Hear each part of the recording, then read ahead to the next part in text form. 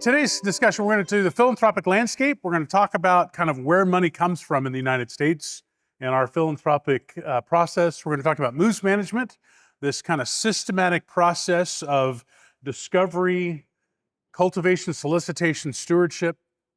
By the way, CCS is the company that Sarah works for, and they use slightly different words. But the point here is that you'll be able to hear from a couple of different perspectives in this talk.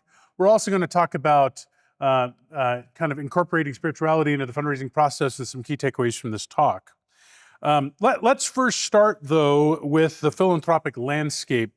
How many times have you heard, oh, well, let's go ask the companies for money to help our ministry?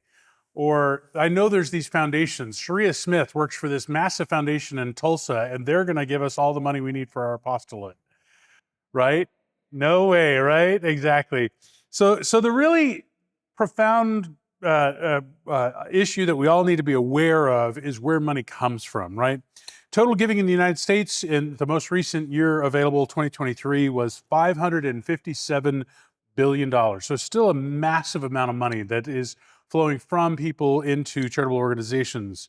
The peak was in 2021, so we've actually come down a bit, but we're still pretty strong. I think COVID had a great deal to do with that. People are still generous. By sector, according to the research, religion is still the highest recipient of philanthropic dollars, 145 billion. Human services, education, foundations, et cetera, down the list. One of the fastest growing segments of philanthropy in the United States, donor-advised funds. Who knows what the largest charity in the United States is today? Any guesses? Fidelity Charitable Advisors. Fidelity, a for-profit company that created a subsidiary nonprofit, is now the largest philanthropic organization in the United States, the largest recipient of dollars, the donor-advised fund product of Fidelity, where people put money into their personal foundation, as most people call it, but it's basically a donor-advised fund, which is a very simple tool.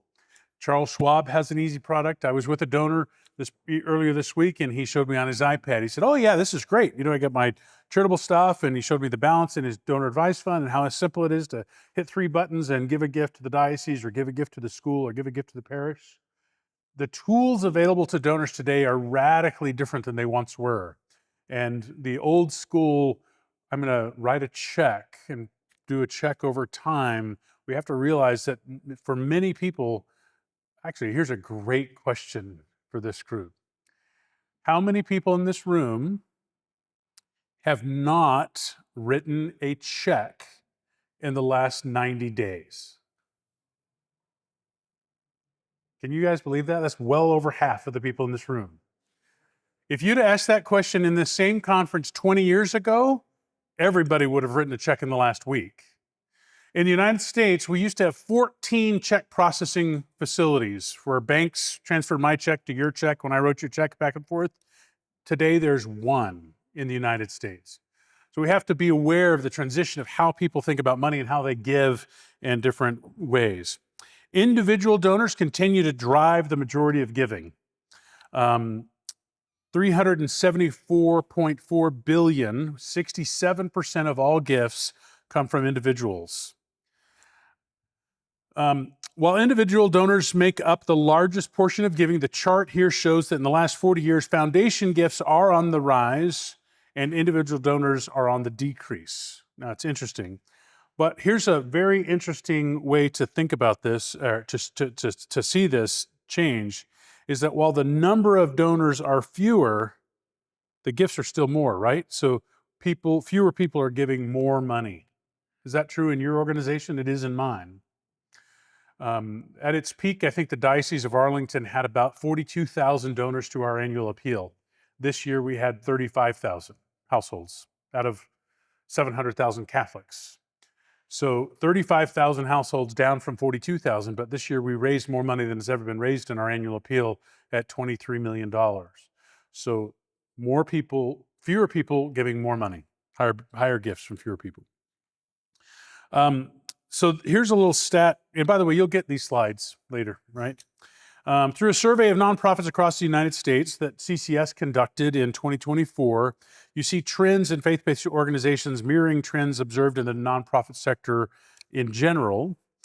Specifically, revenue increases, new donors start giving, and a focus on enhancing personalization and gift planning. So the more personal, the larger the gifts, is the bottom line.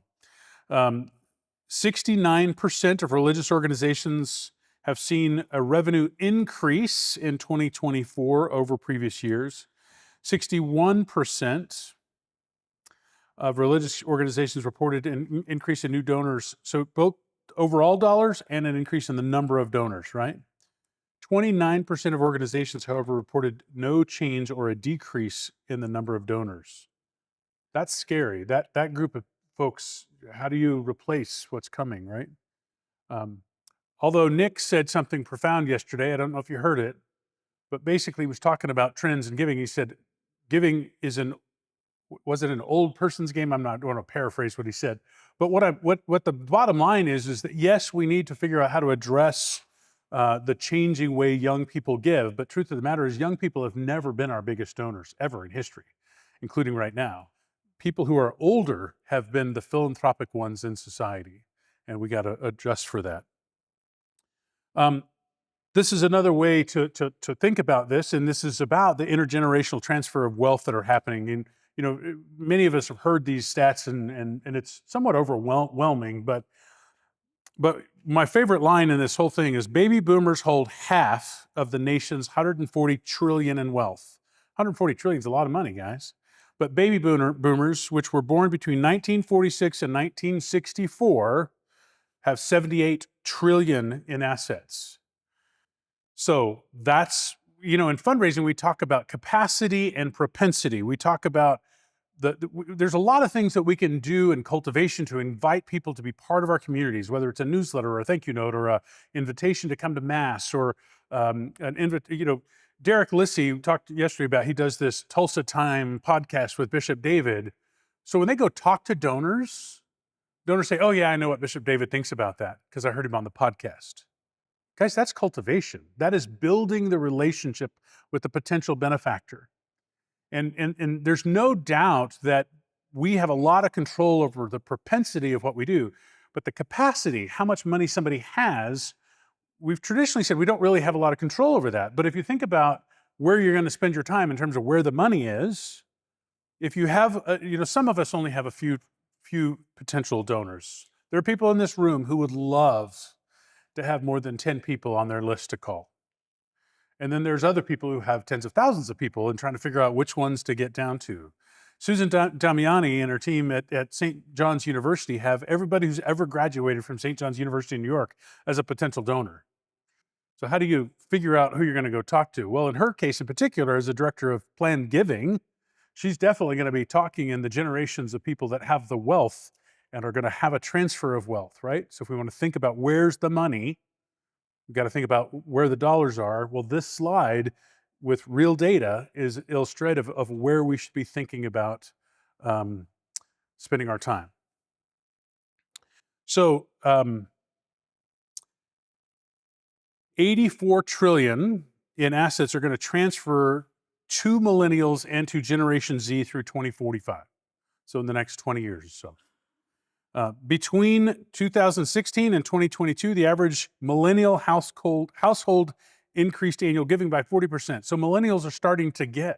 It's interesting. I bet if you did that slide every 10 years for the previous 100 years, we'd have the same trend, right? As people get older, they start to give more. And that's what we're talking about here, which is a wonderful thing for us to keep in mind. I'd like to take just a minute and have a thought exercise. And at the end of this, I'm going to have you talk at your tables about how you think about this. Are you an asker or are you a teller? The easier question for some of you will be, are you a thinker or are you a feeler? Father Kiter, are you a thinker or are you a feeler?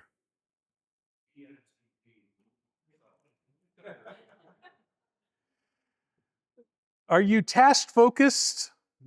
Are you people focused? Are you a thinker or a feeler? Are you an asker? Do you seek out information? Are you a teller?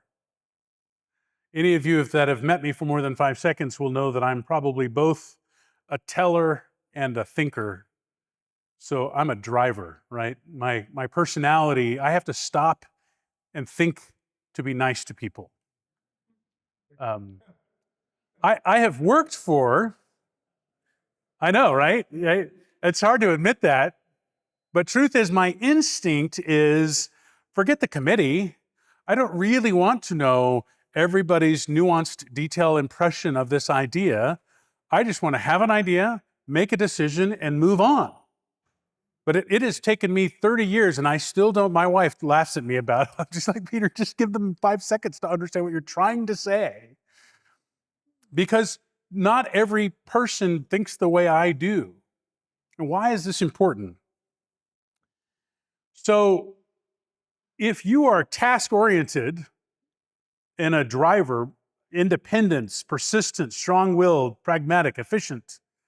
In the Archdiocese of Oklahoma City, when I got there in 2016, the first few months were a little bumpy, but then we got into a rhythm. And Archbishop Coakley loved surrounding himself with people who just got stuff done. Because his personality is amiable. He was completely the opposite of me. He was all about collaboration and making people feel valued and informed. And he was a negotiator among his different people on his staff. He was supportive. He's loyal. To this day, we're good friends. He's a listener. He would come to my office and say, "How are you doing today?" Do you know how hard it is for somebody who's a driver to actually remember to say, "Hi, how are you doing today?" It's a learned skill for me. Now, I have learned to do that. And now I kind of get offended when people leave the office and don't say, "Hope you had a good day, see you tomorrow." I'm like, why didn't they say goodbye? You know? But that's because I've actually had to think through that people need that. I didn't realize it because some people are naturally that way. Okay, expressives. I've got a really good friend who helps do events, and she is an expressive. She's independent, she's persistent, she's strong-willed, but she's an event fundraiser. She needs to have adulation. She needs to feel like, "Oh, you did such a great job. I'm so delighted that what you did and accomplished." All right, feeler. One of my good friends, a guy named Mike Page, back at the Citadel 100 years ago. Mike was an analytical. He was a plan giving guy. He knew more about plan giving and every kind of trust and annuity and process that you can imagine.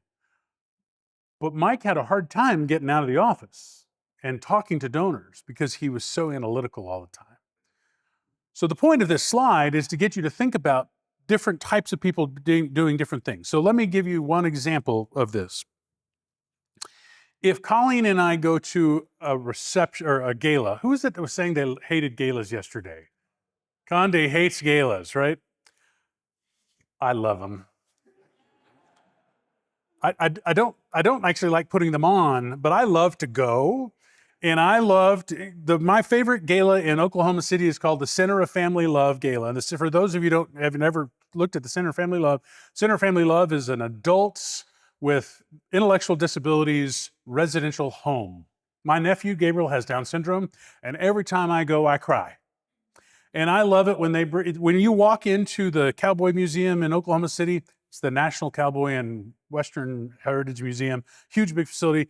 And the residents of the Center of Family Love are there to greet you, dressed in tuxes and ball gowns. And they're, 60 and 70 and 80-year-olds with Down syndrome. And this was created by a group of Knights of Columbus guys who realized that their kids were going to outlive them. And so they have this beautiful thing, and it's so emotive for me. And Colleen, every time they have an auction, Colleen's like, she goes to the restroom and she realizes when she's out there, "Oh no, I left Peter by himself during an auction at a gala." Because I'm an emotional donor. Give me a glass of wine and give me a great story, and man, I'm in. I don't know about you guys, my favorite talk, Andrew Robinson just did this talk on stories. I love his little girl, Nora. I've known that story for a long time, and every time I hear it, I cry. Every time Father Kiter talks about his dad and the experience of his dad's accident, I cry, and I've heard it 10 times because I'm an emotive, emotional donor. In Chicago, when I got to the Archdiocese of Chicago, I was campaign manager to raise a fundraising campaign for Chicago that was not going well. They had started this capital campaign, and the goal was to raise $350 million. And I got there, and everybody was mad. The priests were mad, the lady was mad, the staff was mad, everybody was angry. None of the pilots none of the pilots had made, the way you do capital campaigns is you do major gifts and then you do parish campaigns, right? And the pilots and then blocks of parishes. None of the pilots made goal. Wave 1 was underway and it wasn't going very well. It was a mess. But when I got there, we looked at all the materials and I looked at the rules of what the campaign was for, and I was like, well, the materials don't really match the campaign. The campaign said that at the parish level, 60% of the money stayed at the local level to help our parish and our community. And they had a picture of the cardinal on the front of the brochure saying, we're going to help save the inner city schools. Well, a little bit of the money from the parishes went to the general campaign, but most of it stayed at the local parish. So we took the cardinal off and we put the parish on. We put Father as the main picture instead of the cardinal, and we talked about the parish and the parish needs. And all of a sudden, wave 2 worked. We didn't change the rules, we just talked about it differently, and so people were emotionally connected. But over on the leadership gift side, these people who had given very large gifts were trying to save the schools. And there's a guy named Jim Perry, and Jim was the co-chair of our capital campaign. The first time I ever sat down with Jim Perry, at the end of it, he said, Peter, you're going to need to be a little more prepared next time. That's chastising the campaign director by the chair of the campaign. And he wasn't trying to be mean. He's just like, I need more data. Because Jim Perry is an off-the-charts analytical donor. I'm an emotive donor. You give me a picture of a kid and saving their school and how I'm going to impact their family and tell me the story of little Johnny, I am in. Jim Perry wanted a 72-page PowerPoint with statistics. Jim Perry gave us $20 million to trial a program to save inner city schools in Chicago, knowing that the $20 million probably wouldn't save the schools, but he wanted to see if he could make it work. He wanted to try something new and different because he was an analytical. Me as an emotional fundraiser, as a donor who's emotional, I have to realize when I'm talking to other people, they don't think like I do. It's a really important lesson, especially for those of us new in fundraising. Yes, you have a perspective. Yes, you have a way of doing things. I'm an asker and a thinker, but other people are feelers and other people are tellers, and you got to think like they do. You got to be prepared to meet people where they are. What does it focus you say? Win, build, sin? That win part's really important. How do you win someone over? You communicate with them from their perspective, right? I'd like you to take 2 minutes at the table, 3 minutes, and talk amongst each other and try to see if you can think through where you might be and where the other people at your table might be. Are you an asker? Are you a teller? Are you a thinker? Are you a feeler?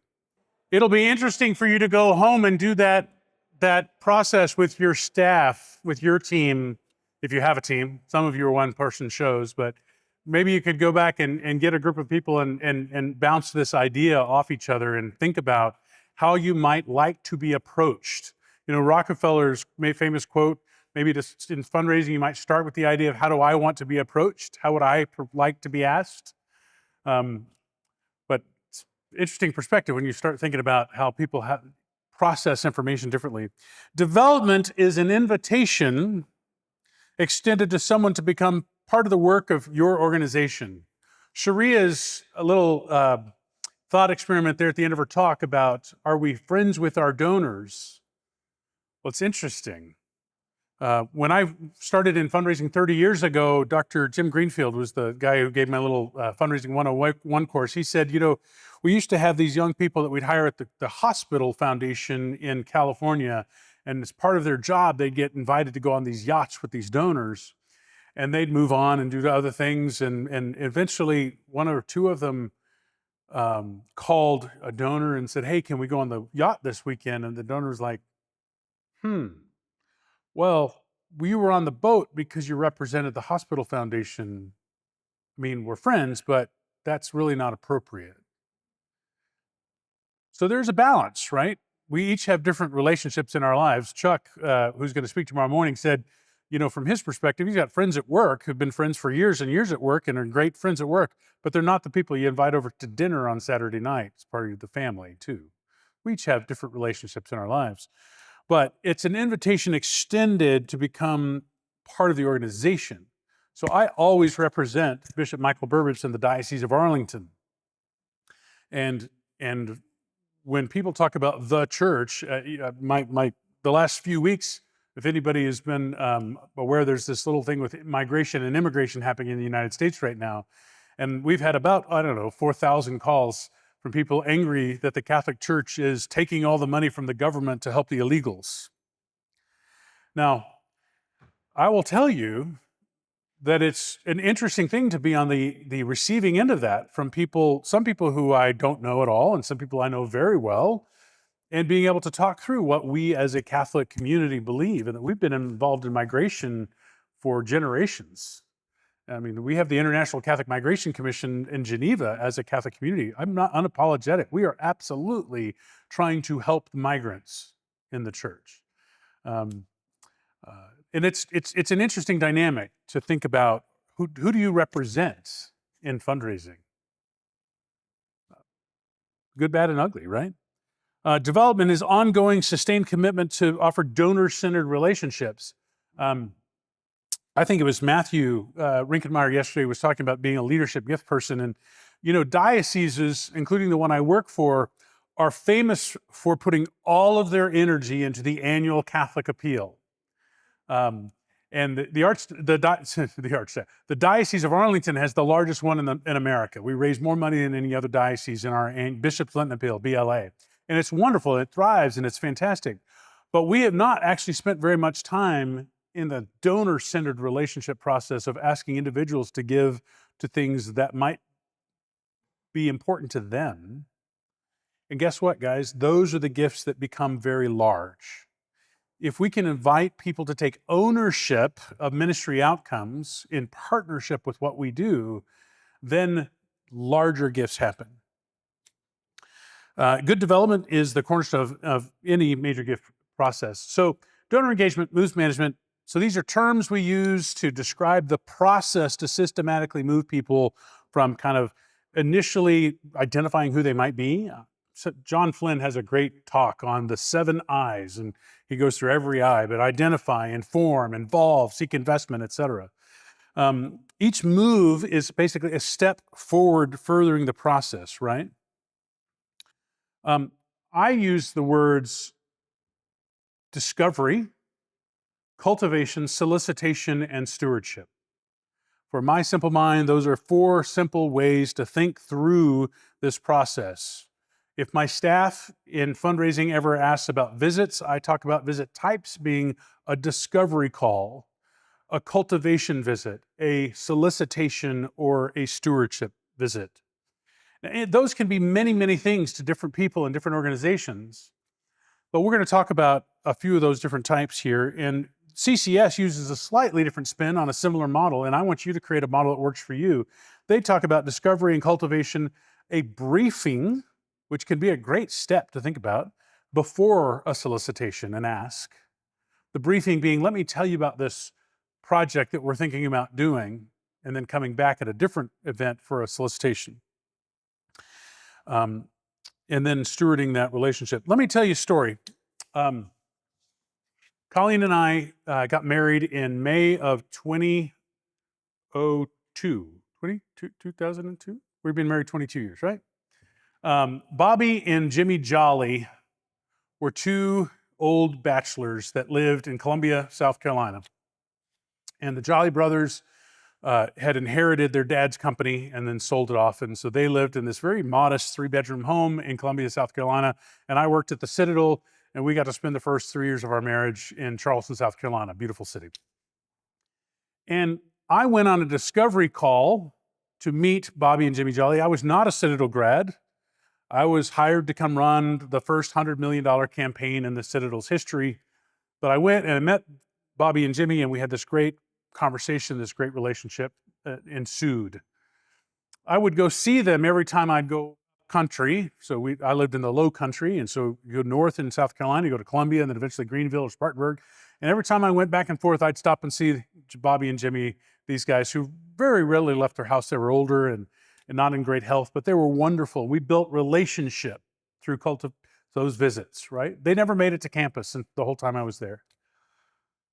Every time I was with them, they asked me about this capital campaign that I was leading. Their school, they cared a lot more about the Citadel than I did. They lived the experience of being Citadel cadets back in the 50s. They loved the Military College of South Carolina. And so I would tell them, brief them about the campaign and what we were doing and its leadership and what was required. And I still remember one of them saying, "Peter, why haven't you gotten a lead gift yet?" And I said, "Well, we haven't asked for one yet." And he said, "Well, why haven't you done that yet?" It's because I had told them, here's the capital campaign, here's how campaigns work. They're built on momentum. We'll get a lead gift, and then we'll get some other large gifts, and they'll build down the process. And they were really, really concerned that their school launched a campaign that it had to be successful. They wanted the Citadel to be successful more than they wanted anything else, right? That's what's their motivation. So we briefed them on what that meant. And for a solicitation meeting, I didn't go. I set up the president of the university and the executive director of the foundation and one of their good friends, and the three of them went to the solicitation. Now, I wrote the talking points. Somebody said earlier, well, what do you do if you're a small shop and you can't put all this stuff together? Well, we were a small shop, but you're right, you do it. You create it. You do the back and forth. And I said, General Reynolds is going to say this, and Frank's going to say this, and Robert's going to say this, and the different people are going to, here's what you say. If they ask this question, here's some thoughts on how you might answer that question. That kind of a thing, right? They go and they ask the Jollies to give $10 million to lead off our $100 million campaign. They come back, good meeting, they're going to think about it and discern what their future is going to be. And about maybe it was 10 days later or so, Bobby died. So Jimmy and Bobby, the two brothers, one of them died. And we went to the funeral, and it was sad and emotional and the whole thing. And it was tough because we were like, well, and I'd gotten to know them. They were friends at this point, right? Anyway, a few days after the funeral, the surviving brother calls up and says, I went into his room and he had the thing and he had circled the request and wrote yes next to it. And so we're going to make the gift. And so they led off the campaign with a $10 million lead gift. But it was almost exactly what's on this chart. Discovery, cultivation, a briefing, a solicitation, an ask, and then we stewarded that relationship for years to come. So textbook, yes. Real life, yes. I do want to say, however, don't let the perfect be the enemy of the good. That's ideal and that's wonderful, but it doesn't always happen that way. So that moves process emphasizes relationship building, right, over time, helps ensure and align donor interests with organizational needs.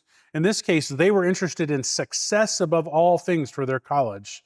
They did not want to have a campaign that failed representing their school. It was very important to them. So that was what their motivation was.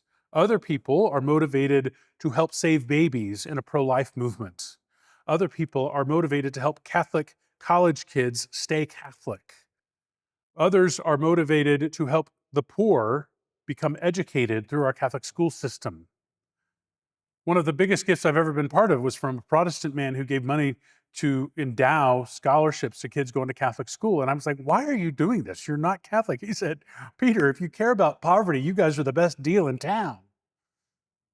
He said, the religion stuff, fine. But truthfully, I just want to help people get out of poverty. And the Catholic school system does that better than anybody else. So the point is, you learn that through this process of getting to know and build relationship and rapport with your donors, right? Okay. I want each of you to think about these three terms: linkage, ability, interest. And what I'd like you to do is when you go home from this conference, I would like you to define for your organization what each of those three things might mean, and maybe put some qualifications down on paper. Create a spreadsheet: linkage, ability, interest, and come up with a 1 to 5 on each one, and so you can have a score. Right now, if you only have a few donors, it's probably not a big deal, right? But when you get to the point where you can't manage every relationship, you need to start with your 15s and work your way down, right? It's a way to think about the systematic process of how am I going to prioritize one set of actions that I take in my daily life versus another. But you can do that by creating some terms. What's the linkage to our organization? For a Catholic school, somebody's linkage as an alum, a parent, a volunteer, you could create a set of criteria that you define who's a 5, who's a 4, who's a 3, who's a 2, right? In Catholic campus ministry, an engaged, active alum whose kids go to the school, who's an active Catholic and who gives the diocesan annual appeal might be a 5. Right? Somebody who had never graced the doors of our campus ministry at all when they were a student, didn't have the experience of college campus ministry, but who is now an engaged Catholic might be a 4. Anyway, we can define those terms, but what I want you to think about is systematically creating a process that works for you and your organization. This is on the science side of our art and science of fundraising, right? Point being is that you can create a set of metrics to build out your own organizational linkage, ability, interest, scale. Create a system that works for you. In the discovery process, there's all kinds of tools out there, free and paid, to learn about people's wealth. Remember I talked about propensity and capacity? We can do a lot of things to bring people closer to us: the newsletter, the invitation to an event, the other things. Capacity, though, is a little harder, but there are tools, some of which are paid for and some of which are quite free. And I will just tell you, I've been in fundraising for more than 30 years now, and very seldom has using paid wealth screening been beneficial to me in my career. The number one best donor research available is a discovery visit. Go sit down in someone's living room or their office or at a coffee shop and ask them probing questions about their life. It's amazing what people will tell you about themselves. I will say that I do Google and LinkedIn everybody I go meet with ahead of time. I also look in our own database to see what their historic giving has been, because I don't always know them personally enough to know that. And what somebody on my team the other day sent me an ad to thank people for an event, which included all the donors for the event. I don't do that anymore. I don't put donors' names in publications, newsletters, or anything else, because that's a fundraising professional's great tool for donor acquisition, is to look at somebody else's list. You know, back when I was at Texas A&M 100 years ago, we would go through all the Catholic high schools in the state of Texas and look at their boards and galas and their big donors and look them up and see if they were Aggies. It's a great way to build a list, right? Anyway, there are some paid resources out there as well, but I would just encourage you to spend time with people. All right. So, on the capacity side, when people turn 70 in the United States, they have the ability to make a qualified distribution from an IRA. So Colleen and I, since we were 18 years old, have been putting money away every month into our what are called qualified accounts. The 403B at the diocese, the 401k when I had a company, the IRA when I moved from one organization to the next. Many of you in this room have an IRA or something similar. Many, many people in the United States, their wealth is tied up in an IRA right now. And what we can do now as fundraisers is teach people that at the age of 70 and a half, they can start giving money out of their IRA to a nonprofit and not pay income taxes on those dollars. They're not deductible. Think about a charitable deduction for a gift, but even better, they don't pay ordinary income tax on those dollars. So right now, if I give you money from my checking account, I've paid income tax on that. But if I can skip that from an IRA when I turn 70, it's a really big deal. All right. You as fundraisers need to get your mind around that and learn how to talk about that, because at 70 and a half, you can help people unlock their wealth. The vast majority of wealth in this country is in assets, not in cash, right? But at 70 and a half, one huge part of people's wealth opens this IRA.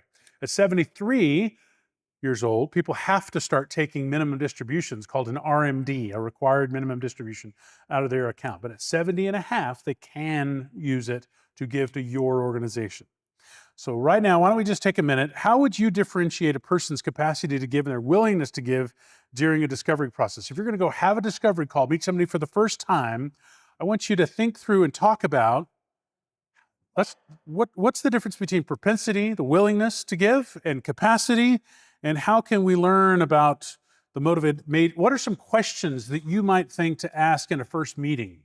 Share with people at your table. What are some questions you might offer as a discovery call question that would lead to unpacking this future relationship?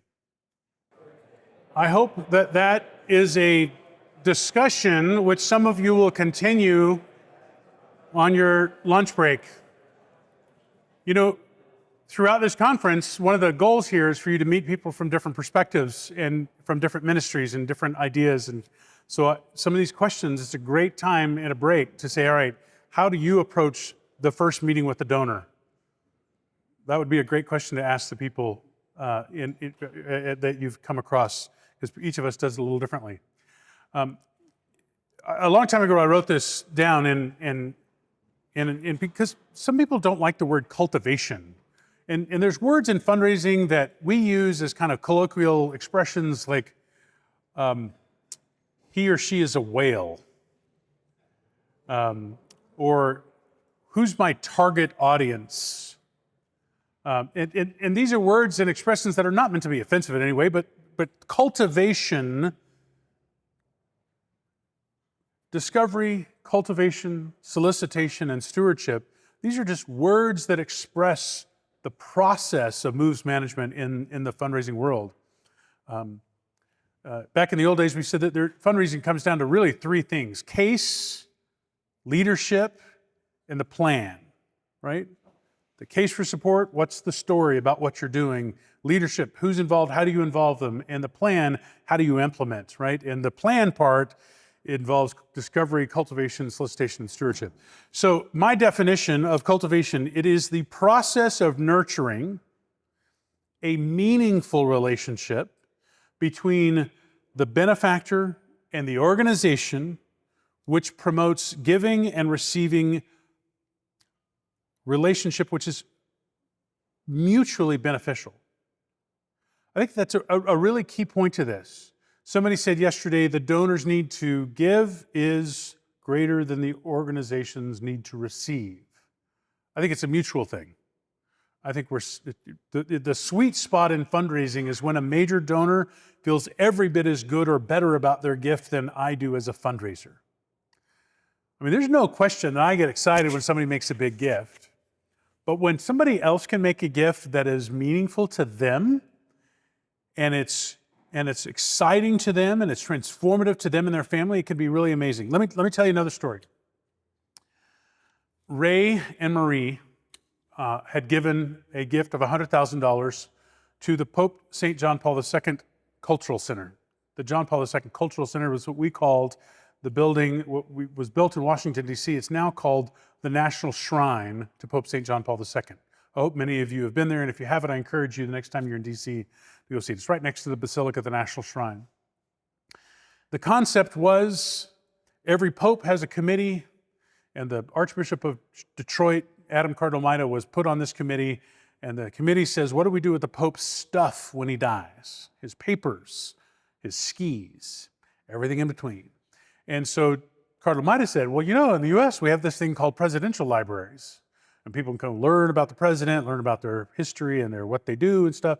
They were like, go study that. Come back with a plan. And he came and studied it and came back with a plan and said, well, we could build this building and it could have a museum and it could have a place where people come learn about Catholicism and learn about Jesus. And it could be a place where we could have a think tank for the bishops and all kinds of stuff. We could build it in Warsaw or Krakow or Rome. Where would you like it, Holy Father? He said, no, put it in Washington. It's the capital of the world.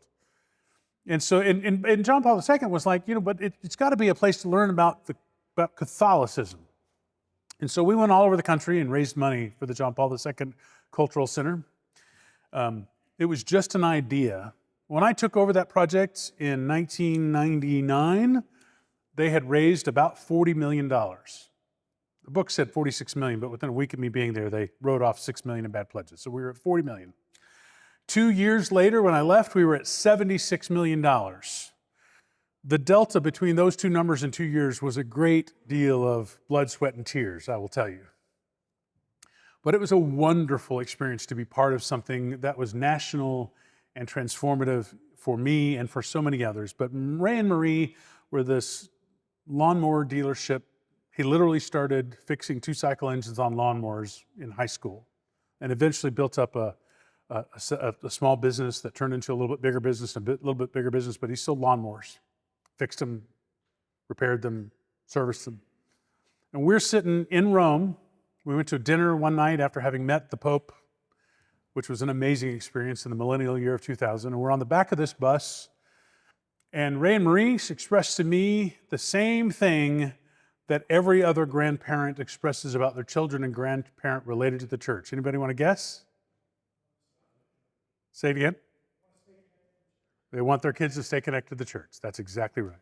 How many of you ever heard that expression from a parent or grandparent, right? All of us. And without giving any thought to it, I said, well, you could make them trustees of the JP2 Center. What Ray said, thanks a lot, Peter. They have 11 children. And without knowing it, in a spur-of-the-moment decision, I asked them to give $1.1 million, 11 children times $100,000 each, to become trustees of the JP2 Center and kind of formalize and institutionalize their giving to the church. But the beauty of it was, in that moment, it wasn't I'm pulling something over their eyes, or I was trying to address a real heartfelt desire from them to have their kids involved. And you know what? They made that gift and their kids are involved. And it was a wonderful outcome because it addressed this wonderful desire. They took ownership of the issue that they expressed themselves, right?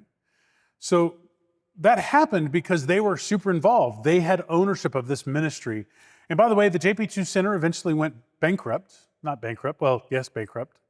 The Archdiocese of Detroit, which had to underwrite its debt, kind of ate the debt and gave the building to the Knights of Columbus, and the Knights of Columbus took it over and now runs this beautiful ministry called the Pope St. John Paul II National Shrine in Washington. And it has many, many, many visitors. And it's very true to the original idea and dream of what we had hoped to do. But my point to tell you that is that these guys were bought into that mission in a very significant way, and I didn't have to. It was one of those moments where the donor made the decision to give a gift that was meaningful to them and to their family. And that's the sweet spot in fundraising, right? I'm going to fast forward a little bit. One of the things that I think we need to do as we think about the back office end of the major gift process is to write things down. Sharia talked earlier about the briefing document. One of the things that Sharia does that I think is, and one of the reasons I asked her to come here today, and which very few fundraisers do well, is to take creativity and put it into materials for donors. So I was looking at something on my computer a couple of days ago, and I came across something that she called the placemat. And Sharia, on a 11 by 17 piece of paper, had put pictures and graphs and information and charts all on one piece of paper, and that was the sum total of a major gift request. It wasn't some formal document. It wasn't an 8-page written thing. It was a placemat, literally 11 by 17, which all of us could create. But she put a few pictures on it. She dealt with the emotional, she dealt with the analytical, she did it all in one graphical format. But the point being is that creating a methodology to share the story can be really helpful, and how you do that creatively is important. Going into any meeting, it is helpful to do your homework first. Build a prospective donor profile. I'm going to meet John and Mary Smith. Here's what we know about them. Here's where we know that they live. Here's what their jobs are. Here's what, even if you are going to see someone that you know for a long time. You know, in my world, at the diocesan level, we have 105,000 letters that go out for letter 1 of our annual appeal. I will never get to know the top 10,000 donors of the Diocese of Arlington. It will be impossible. Truthfully, I have a really hard time remembering who's from what parish. Eventually, I'll get better at it. As the longer I'm there, the more I'll do. But I will tell you that at a certain point, you just can't remember all the stories to the specific individual if you're in a large organization like a diocese.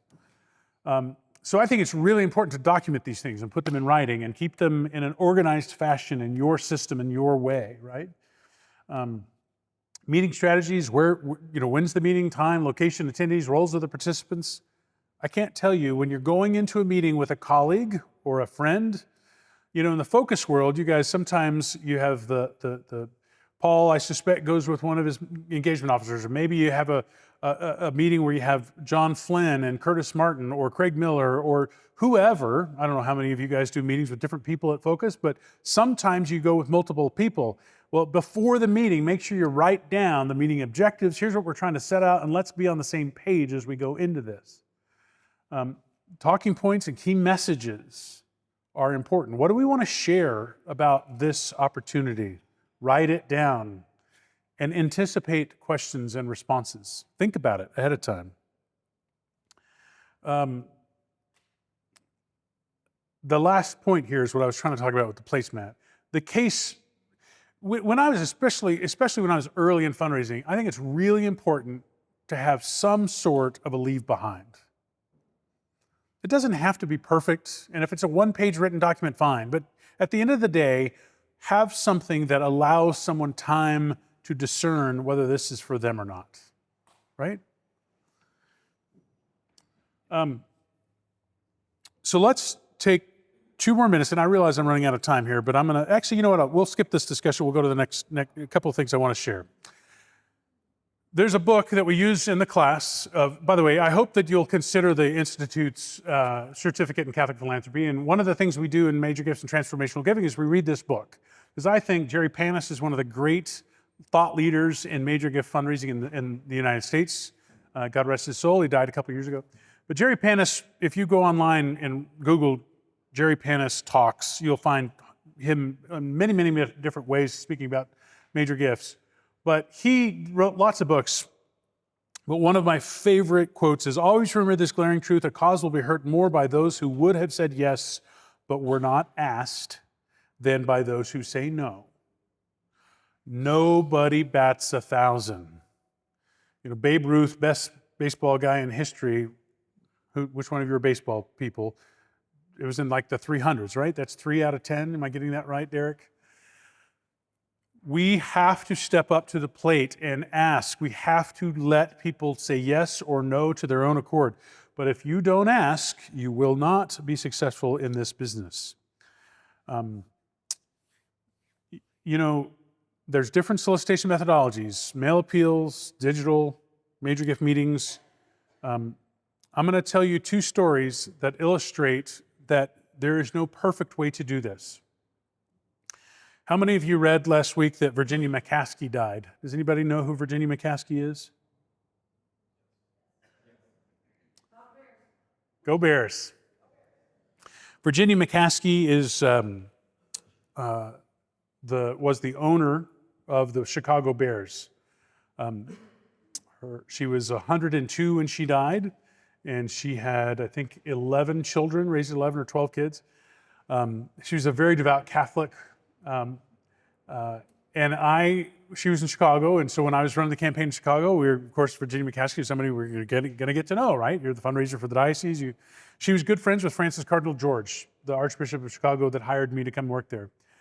And I went on a discovery call with Virginia. I talked with Virginia about her interests. I went to go meet with her several times over the course of things. I went to go pick Virginia up and take her to Francis Cardinal George's funeral when he died. Which is interesting to think of that as a cultivation event, but it was relationship building between Virginia and the diocese. She was close to several priest friends, and we got to know each other through that process, but I still remember sitting in her living room when we were asking her to be supportive of the capital campaign. And Virginia was very interested in young people and catechetical formation at the parish.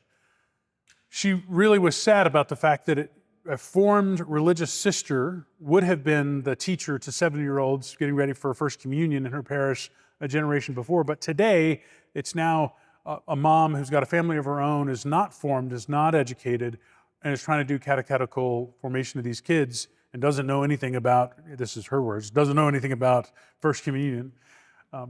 So we brought to her a presentation of a proposal to fund an endowment at Mundelein to help do catechetical formation for volunteers in parishes to teach young people about First Communion. And she liked that very much. That was her, it was donor designated, it was very specific, it was part of our ethos. We asked her for a gift and she made it. And it's funny, I still remember she called me and she said, "Peter, how did you get me to make this pledge? I stopped making pledges in my 70s. She was in her 90s by then. That was almost a perfect example of discovery, cultivation, solicitation, and stewardship. I'll juxtapose that with, when I got to Oklahoma City, we started planning for a capital campaign almost immediately. We were going with a feasibility and planning study, and Judy Love called her pastor. Have you ever heard of the Love's family of travel stops, big company?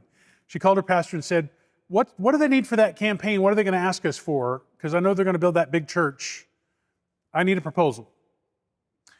And so Father Rick called me and said, "You need to do a proposal." And I was like, "But we're not ready for that yet. We don't know." I called CCS, my friend Pete Hoskow, and Pete said, don't do it, let it go.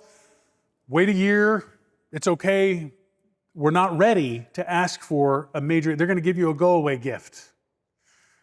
And Father Rick said, "Peter, you don't know me very well. You don't know her at all. Trust me when I say this to you. She's going to make a gift, whether you help out the process or not. Give her what she wants." I tried everything from, you guys, I tried to fly the Archbishop out to California to meet with her privately. It was nothing. They wanted a 2-page proposal by email. I'd never met them. Did a 2-page proposal by email, sent it, asked for $10 million. We got 7.5 in an email. Don't let the perfect be the enemy of the good. If you're wondering, as you leave here today, how can I implement all this stuff? Go home and meet with 3 people a week for the next year. If you do nothing else than that, you will be successful. Do not let the perfect be the enemy of the good. I highly recommend you use this book. I highly recommend you give this book to people. It's very cheap. Go buy 100 of them, put them on your shelves. Fundraising is a ministry. It's not a necessary evil. Asking for financial support is not about taking something from donors. It's about offering them opportunities to participate in God's work. I would recommend that you use this book. All right, we are out of time. I will put these slides on the Google group when I share it with you. And I thank you.